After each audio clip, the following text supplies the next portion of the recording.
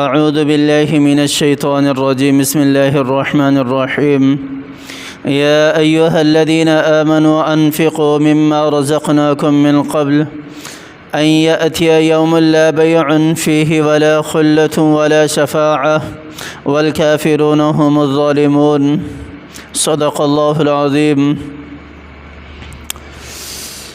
اللہ تعالیٰ نے سورۃ البقرہ کی اس آیت کے اندر انفاق فی سبیل اللہ کے حوالے سے ذکر کیا ہے، اور پھر میرے اللہ نے کچھ شرائط ذکر کی ہیں کہ انفاق فی سبیل اللہ کر لو کس دن سے پہلے، کون سے دن سے پہلے، اور پھر اللہ تعالیٰ نے جو انفاق فی سبیل اللہ نہیں کرنے والے ان کو کون سے لفظ سے تعبیر کیا ہے اور ان کو کن میں اللہ تعالیٰ نے شمار کیا ہے۔ اللہ تعالیٰ نے سورۃ البقرہ کی اس آیت کے اندر یہ ساری چیزیں ذکر کی ہیں۔ میرے رب نے ارشاد فرمایا یا ایھا الذین آمنوا انفقوا مما رزقناکم۔ دیکھیں سورۃ البقرہ کے شروع میں پہلی آیت کے اندر اللہ نے ایمان والوں کی صفات ذکر کی تھی، ایمان والوں کی نشانیاں ذکر کی تھی، جس میں میرے اللہ نے ارشاد فرمایا تھا وَمِمَّا رَزَقْنَاهُمْ يُنْفِقُونَ، کہ جو مال اللہ تعالیٰ فرمانے کہ جو مال ہم نے اپنے بندوں کو دیا ہے ان میں سے جو خرچ کرنے والے ہیں یہ ایمان کی علامت ہے۔ اللہ کے راستے میں خرچ کرنا فی سبیل اللہ لوگوں کو دینا یہ ایمان کی نشانی ہے۔ وہاں میرے اللہ نے ایمان کی نشانی ذکر کیا تھا، لیکن قرآن میں ہمیں ایک آیت ایسی ملتی ہے جہاں اللہ تعالیٰ نے نیکی کے حوالے سے، نیکوکار کے حوالے سے ذکر کیا ہے کہ نیکوکار تم میں سے کون ہے۔ دیکھیں نماز پڑھنا اللہ تعالیٰ کے حکم کو پورا کرنا ہے، روزے رکھنا اللہ تعالیٰ کے حکم کو پورا کرنا ہے، باقی جتنی بھی احکامات اوپر لاگو ہوتے ہیں وہ اللہ تعالیٰ کے احکامات کو پورا کرنا ہے۔ یہ عبادت تو اس کو کہا جا سکتا ہے، نوافل ادا کرنا، قرآن کی تلاوت کرنا، باقی سارے کے ساری جتنے بھی نیک اعمال ہیں وہ کرنا، یہ عبادت تو ان کو کہا جا سکتا ہے، عبادت کے اندر تو ان کا شمار ہو سکتا ہے، لیکن ان کے کرنے سے بندہ نیکوکار نہیں بن سکتا، نیک نہیں بن سکتا۔ ایک صفت میرے اللہ نے قرآن پاک کے اندر ذکر کی ہے جس کو اپنانے والے کے بارے میں میرے اللہ نے خود قرآن پاک کے اندر ارشاد فرمایا ہے کہ یہ نیکوکار ہے، اور وہ کون سی ہے؟ انفاق فی سبیل اللہ۔ انفاق بھی اعلیٰ درجے کا اللہ تعالیٰ نے وہاں ذکر کیا لن تنالوا البر حتى تنفقوا مما تحبون۔ میرا اللہ کہہ رہا ہے تم نیکی حاصل کر ہی نہیں سکتے، لن تنالوا البر حتى تنفقوا مما تحبون، جب تک کہ تم اللہ کے راستے میں اپنی سب سے زیادہ محبوب چیز جو ہے اس کو قربان نہ کر دو۔ اللہ تعالیٰ کے راستے میں سب سے زیادہ محبوب چیز کو جب تک تم قربان نہ کر دو اس وقت تم نیکوکار بن ہی نہیں سکتے۔ میرے بس میں ہے کسی کی مدد کرنا، اور اگر میں نہ کروں تو میں نیکوکار نہیں بن سکتا۔ میرے بس میں ہے میں کسی کے اوپر خرچ کروں، اور اگر اس کے باوجود بھی نہ کروں تو میں نیکوکار نہیں بن سکتا۔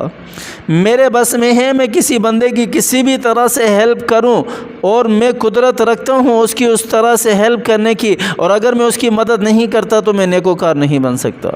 لن تنالوا البر حتى تنفقوا مما تحبون۔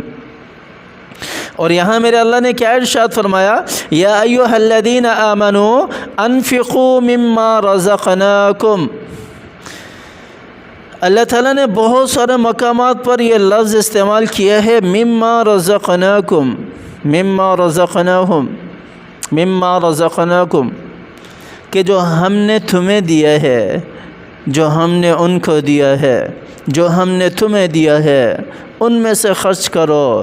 اے ایمان والو خرچ کرو، انفقو۔ آج غریب جو ہے وہ غریب سے غریب تر کیوں ہوتا چلا جا رہا ہے؟ یہی وجہ ہے کہ ہمارے مالدار جو ہے وہ بخیل ہو گئے ہیں۔ یہ قیامت کی نشانیوں میں سے بڑی نشانی ہے کہ ہمارے مالدار جو ہیں وہ مالوں کی زکوٰۃ نہیں نکالیں گے، مالوں کی زکوٰۃ نہیں نکالیں گے۔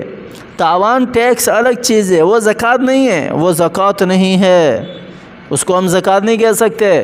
زکوٰۃ ہے کہ میں خود ایسے بندے کو تلاش کروں۔ میں کئی مرتبہ یہ بات کہہ چکا ہوں کہ زکوٰۃ ادا کرنے والے اس بات کا خیال رکھا کریں کہ وہ زکوٰۃ کیسے بندے کو دے رہے ہیں۔ دیکھیں ہمارے اوپر نماز فرض ہے، ہم خود آ کر مسجد میں اس فرض کی ادائیگی کرتے ہیں اور جتنی بھی لوازمات ہیں اس فرض کے لیے ان کو پورا کرتے ہیں۔ تو زکوٰۃ ہمارے اوپر فرض ہے، تو ہمیں چاہیے کہ ہم زکوٰۃ ادا کرتے وقت خود ڈھونڈیں ایسے بندے کو، مستحق بندے کو جس کو ہم زکوٰۃ دے سکتے ہوں۔ نہیں ڈھونڈتے ہم تو دکان میں بیٹھ کر، گھر میں بیٹھ کر انتظار کر رہے ہوتے ہیں کہ کوئی آئے، آ کر دروازہ کھٹکھٹائے، کوئی مدرسے والا رسید لے کر آئے، کوئی مولوی صاحب رسید لے کر آئے، کوئی قاری، کوئی حافظ، کوئی مدرسے کا طالب علم رسید لے کر آئے، کوئی سفیر رسید لے کر آئے، ہم اس کو رسید بنا کر دیں اور ہم اس کو زکوٰۃ کے پیسے دیں، اور پیسے بھی پھر اس طرح دے رہے ہوتے ہیں جیسے کہ ہم اس کے اوپر احسان کر رہے ہیں، جیسے اس کے اوپر احسان احسان تو وہ کر رہا ہے تم سے آ کر لے کر، تمہارے فرض کی ادائیگی کروا رہا ہے، تم کیا احسان کر رہے ہو اس کے اوپر؟ تم کوئی احسان نہیں کر رہے، کوئی احسان نہیں کر رہے۔ تو اللہ تعالیٰ نے بہت سارے مقامات پر یا ایھا الذین آمنوا انفقوا مما رزقناکم کا لفظ استعمال کیا ہے، جس سے اللہ تعالیٰ یہ بتانا چاہ رہے ہیں کہ میرے بندے تیرے پاس جو کچھ بھی ہے نا تیرا کچھ نہیں ہے، تیرے پاس جو کچھ بھی ہے تیرا نہیں ہے۔ مما رزقناکم، اللہ کہہ رہے ہیں کہ وہ میں نے تمہیں دیا ہے وہ میرا ہے، میرا رب کہہ رہا ہے وہ میرا ہے۔ ان آیات سے اللہ تعالیٰ کی واضح طور پر اس بات کی طرف اشارہ ملتا ہے کہ اللہ تعالیٰ کہہ رہے ہیں کہ مما رزقناکم، اور اللہ تعالیٰ کی ذات ہی دینے والی ہے۔ قرآن پاک کی آیت ہے وما من دابۃ فی الارض الا علی اللہ رزقها، اور اللہ تعالیٰ ہی ہر بندے کو رزق دیتے ہیں، مال و دولت دیتے ہیں، پیسہ دیتے ہیں، عزت دیتے ہیں، شہرت دیتے ہیں۔ وتعز من تشاء وتذل من تشاء، یہ میرے رب کے ہاتھ میں ہے، یہ میرے اللہ کے ہاتھ میں ہے۔ من قبل ان یأتی، میرا اللہ کہہ رہا اچھا ٹھیک ہے تم خرچ کرو لیکن اس دن سے پہلے کر لینا۔ وہ کون سا دن ہے؟ قبل ان یأتی یوما لا بیع فیہ ولا خلۃ ولا شفاعہ، لا بیع فیہ ولا خلۃ ولا شفاعہ، کہ جس دن نہ تو کوئی خرید و فروخت ہوگی، نہ کوئی وہاں پر دوستی ہوگی، اور نہ کسی کی سفارش ہوگی۔ اس دن سے پہلے، وہ دن یہ آنکھ بند ہونے کے بعد شروع ہو جاتا ہے۔ وہ دن بہت بڑا ہے، بہت لمبا ہے۔ وہ دن آنکھ بند ہونے کے بعد شروع ہو جاتی ہے۔ آنکھ بند ہونے کے بعد نہ تو ہماری خرید و فروخت ہمیں کام دے گی کہ ہم خرید و فروخت کر لیں، اللہ تعالیٰ کے ساتھ اپنی جان کا سودا کر لیں، مال و دولت کا سودا کر لیں، اللہ کو راضی کر لیں، جنت کو حاصل کر لیں، اللہ کے راستے میں خرچ کر کے، اللہ کے راستے میں خرچ کر کے نیکوکار بن جائیں۔ پھر ایسا نہیں ہوگا، پھر ایسا نہیں ہوگا۔ ولا خلۃ، اور نہ ہی کوئی دوستی وستی چلے گی، نہ ہی کوئی دوستی وستی چلے گی کہ یا اللہ تو نے تو کہا تھا کہ میرے نزدیک تو یہ امت بڑی محبوب ہے، میں تو ان کو دوست رکھتا ہوں جو اللہ کے راستے میں خرچ کرتے ہیں۔ پھر دوستی کوئی نہیں چلے گی، جیسا کہ آپ صلی اللہ علیہ وسلم کی حدیث بھی ہے نا کہ اللہ کے راستے میں خرچ کرنے والے کو اللہ تعالیٰ اپنا محبوب اور دوست رکھتے ہیں۔ مفہوم اس طرح کا ہے حدیث کا۔ تو اللہ تعالیٰ کہہ رہے ہیں کہ ولا خلۃ ولا شفاعہ، سفارش بھی نہیں چلے گی، کسی کی بھی سفارش نہیں چلے گی۔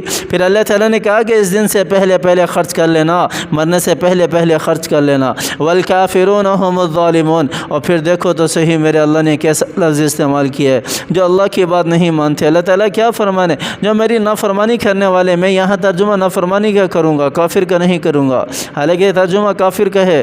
والکافرون هم الظالمون، اور کافر لوگ ہی ہیں جو اپنے اوپر ظلم کرنے والے ہیں۔ اگر اس آیت کو اس آیت کے ساتھ ملایا جائے تو بہت بڑا ترجمہ بنتا ہے، بہت بڑا، جسم کو جھنجھوڑ کر رکھ دیتا ہے، ہلا کر رکھ دیتا ہے کہ جو خرچ کرنے والے نہیں ہیں وہ اس کیٹیگری کے اندر ہیں۔ لیکن یہاں ایمان والوں کے لیے نافرمانی کا لفظ، نافرمانی جو اس نافرمانی کے اندر مبتلا ہیں، جو اللہ کے راستے میں خرچ نہیں کرتے، ہم الظالمون، وہی سب سے بڑے ظالم ہیں، اپنے اوپر بھی ظلم کرنے والے ہیں۔ نہ انہیں اپنی آخرت کی فکر ہے، نہ اپنی فکر ہے، نہ دنیا کی فکر ہے، بس اپنی ہی دنیا بنائے بیٹھے ہیں، بس خدا بنے بیٹھے ہیں اور اپنی مرضی سے جی رہے ہیں، اللہ کی مرضی کو بھلائے بیٹھے ہیں۔ اللہ تعالی ہمیں سمجھ عطا فرمائے۔ اللہ تعالیٰ اپنی مرضی کے مطابق زندگی گزارنے کی توفیق عطا فرمائے۔ اللہ تعالیٰ قرآن کو سینے سے لگانے کی توفیق عطا فرمائے۔ اللہ تعالیٰ قرآن کو اپنانے کی توفیق عطا فرمائے، اس سے حقیقی محبت کرنے کی توفیق عطا فرمائے۔ آمین ثم آمین۔ وآخر دعوانا ان الحمد للہ رب العالمین۔